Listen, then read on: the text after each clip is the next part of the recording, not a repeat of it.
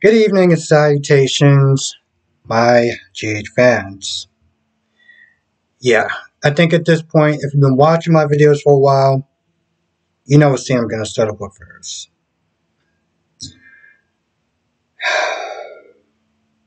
And you know what? This scene didn't even disappoint me. It really didn't.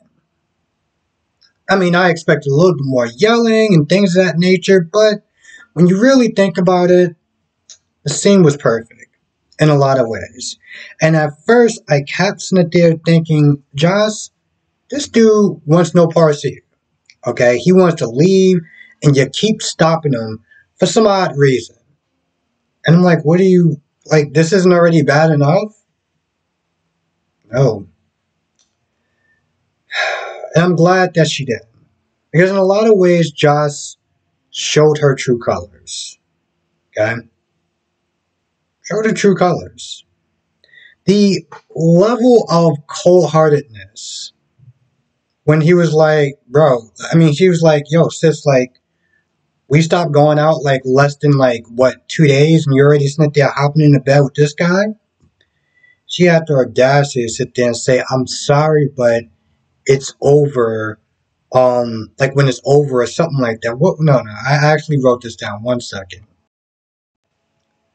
I don't owe you anything. I didn't lie to you. I don't owe you anything. I'm like, just like, wow. Because you know what? In all reality, that's pretty messed up. Alright? Yeah, they weren't married or anything like that. But there's a couple reasons why that sentence is just foul in itself. Okay? Because if the roles reverse and he was like, you know what, I don't owe you anything, she would have been so angry and so hurt. So for her to sit there and say that to him, it was just like, wow, I don't owe you anything. And then afterwards, she had the audacity to sit there and say, I didn't lie to you. You know, this is only after she found out. I mean, this is only after he found out that she was banging him before they broke up. And I'm like, wow. Like, you didn't even have the courage to sit there and tell him. You had to sit there and find out this way. You know, at the very least, it would have sucked. Okay? It would have straight up. First of all, if she was honest to begin with, and then she started seeing how, yeah, it would have been, you know, it would have sucked or whatever. But he couldn't have been like, you know what, at least you were honest with me. When she came in Kelly's, and she was like, oh, I'm breaking up with you because we drifted apart. You know, she actually still stuck to that. She stuck to that. I mean, when she says that she's her mother's daughter, I mean, truer words couldn't be spoken.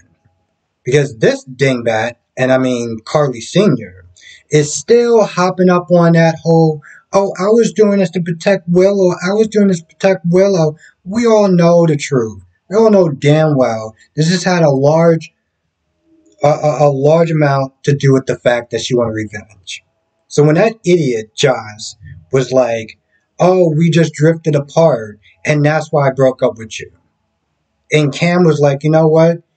You broke up with me, so this way you could continue banging this dude without feeling guilty. He was 100% right. And, you know, during their conversation, you know, Cam found out that the hook killer attacked her. He was like, are you okay? And I was like, whoa, whoa, whoa, whoa. I mean, you're a better man than me. You actually asked her, you okay after all the bleep that she said? Wow. Respect, bro. And then, of course, you know, I mean, granted, I'm not going to lie, this probably was not exactly the best thing to say was, oh, so you felt so grateful for him saving your life, you know, saving your life that you just had to sit there and X, Y, and Z. I mean, granted, I get it. It was out of anger. Let's be honest. She deserved all that. And he was like, you know what? I can't even look at you at this point. And I think he just walked on out. And she sat there with those tears, crying, woe is me.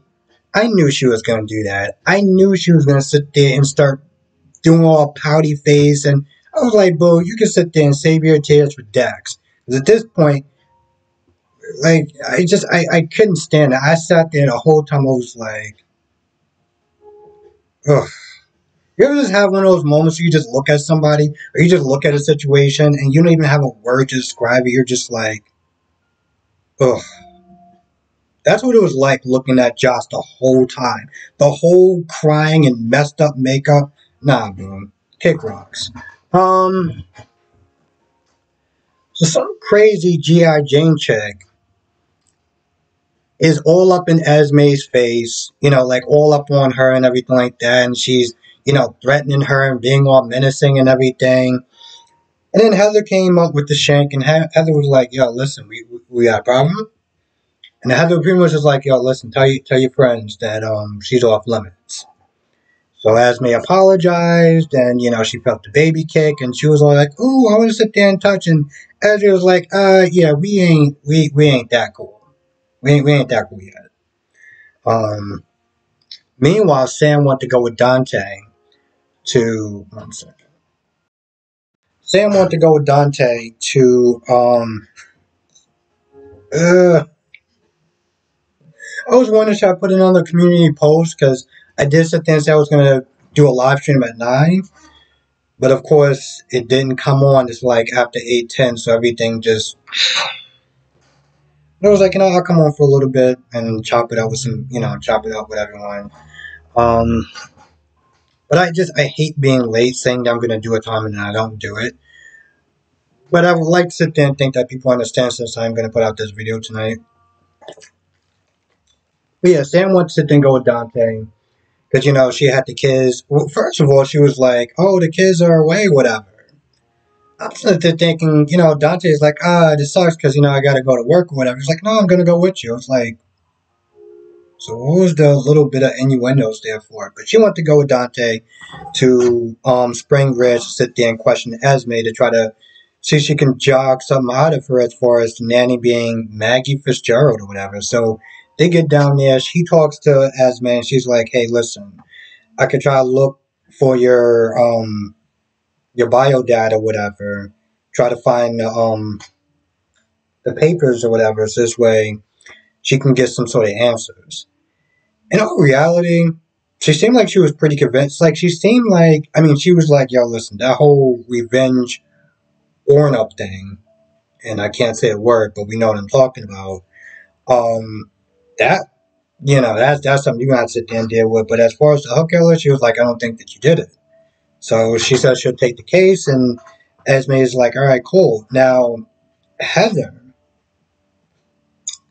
Dante is like, yo, listen, I'm running out of patience. You've been here for a hot minute, and you haven't got me anything on Ryan. And this is part of the deal right here. Like, you stay in this cushy little,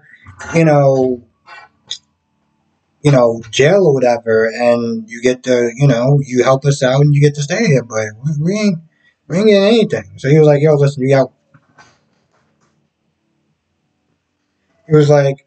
1 week. And, Heather was like, hey, listen, it's really great because now I got Ryan and I got Esme, so I could sit there and try to find out what's going on with them and report back to you. Just trying to stall the whole thing. And so they all got together, whatever. And, Esme was, at this point, I think that this is real. If she's faking it, then, she's going to put a water over my eyes. But at this point, I got to sit there. I'm like 98% sure that she is faking it. That she's being for real. But they start talking about the nanny. And, Heather the whole time was snitching trying to play it cool or whatever. Even when they first came together, like to sit there and try to act like she didn't have that much interest in Esme, like more than, which she is just being over the top with. On a side note, and I guess to just kind of bring it somewhat full circle, maybe, Maurice Bernard. And this is something funny. Maurice Bernard was doing an interview with the woman that played Esme. The woman that played Courtney. And there's one part in this episode where he's talking about, oh, my son is upset with me.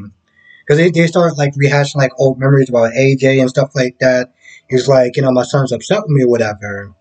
And he was like, well, the funny thing is he's upset with me because, I'm not with his mom anymore.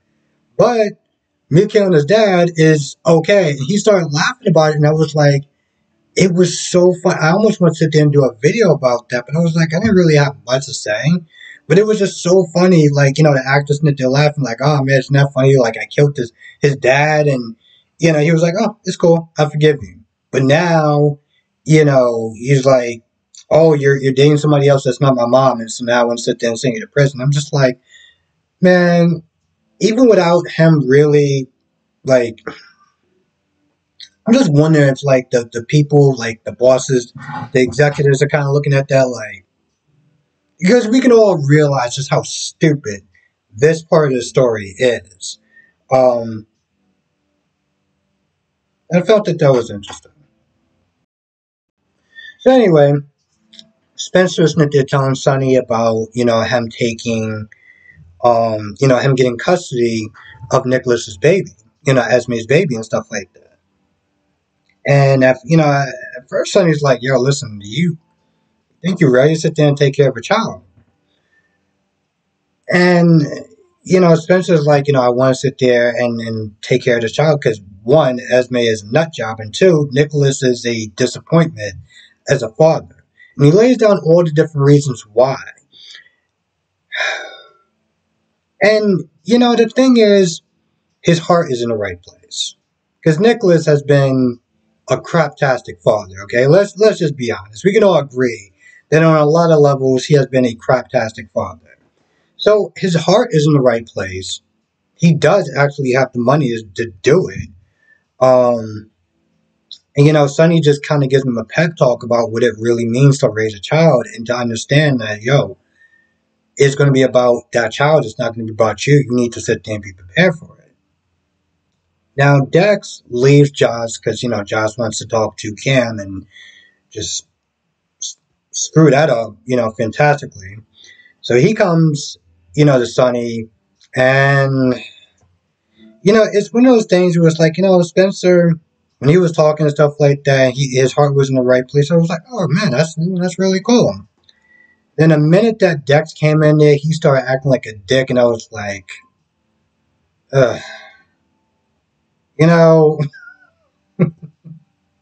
Within that 5 second or minute clip, I was like, you just reminded me of why there's a lot of times I just can't stand you. I mean, don't get me wrong. I don't think he's the worst character. He is one of those characters that he has moments where he could be insightful. Like when he was talking to Trina about Portia.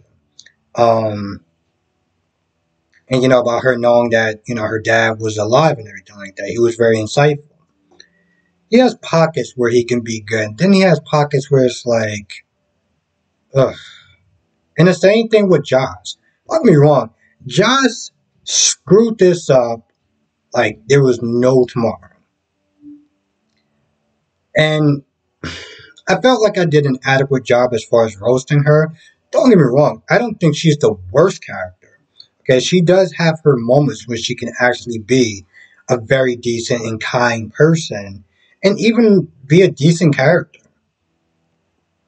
As much as I roasted Joss, in this video,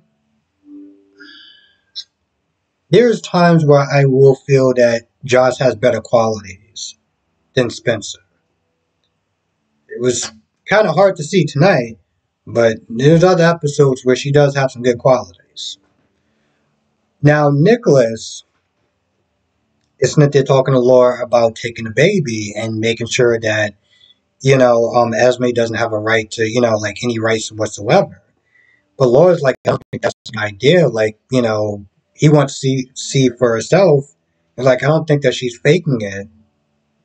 And besides the whole revenge Warnock thing, and that's that name spelled backwards. Or at least that's what my friend told me. Besides that whole thing, um, besides that whole thing, she's just like, she has a.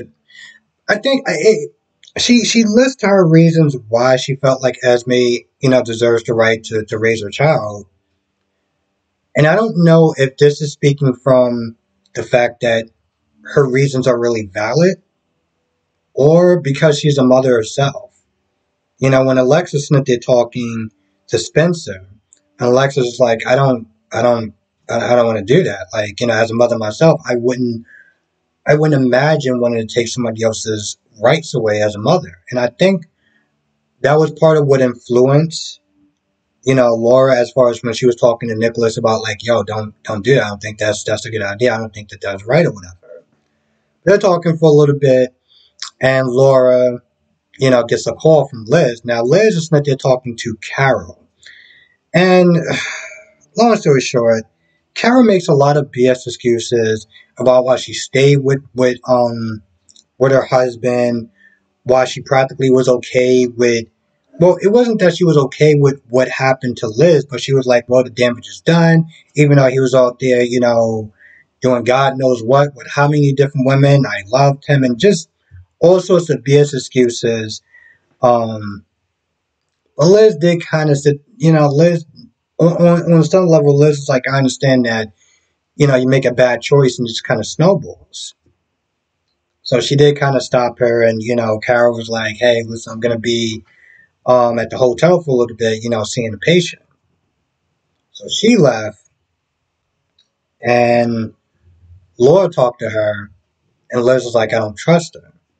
At the end of the episode, Carol came to see Nicholas. Now, I think Nicholas is going to probably do something as far as to make sure that Esme doesn't remember. And, well, I have a feeling that Carol's going to be the next Hook victim. That's what I think. Now, at some point, Dex did come back, and he seemed like he has something to tell Sonny.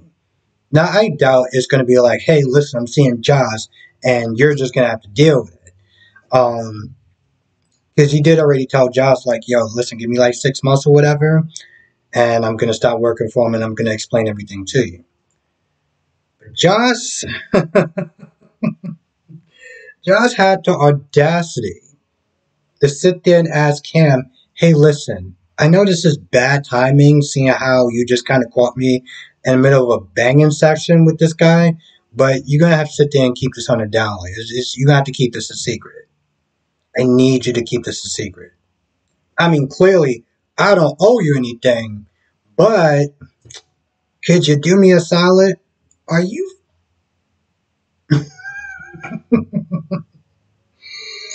Oh, Josh. At the very least, give me a lot of material for my videos. So, happy about that. If nothing else, you give me a lot of material for my videos and my live stream. So, she's like the gift that just keeps on giving. I mean, she's not a gift for Cam, but she's definitely a gift for me as far as my content is concerned. So, anyway, I feel like that's pretty much about it. I can't really think of anything else that happened. The one thing I will sit there and say is that watching on Hulu was so much better than watching it on YouTube. Wednesday, I'm supposed to get my cable box. I can sit there and just DVR it and watch it at 3 or after 3. My reviews can come out so much more earlier. I had a good thing when I was on that site. But, I guess all good things have to come to an end at some point. That sounds actually kind of depressing. Anyway, with that being said, I'm going to go. I want to thank you for watching. Be safe, and I will see you in the next video.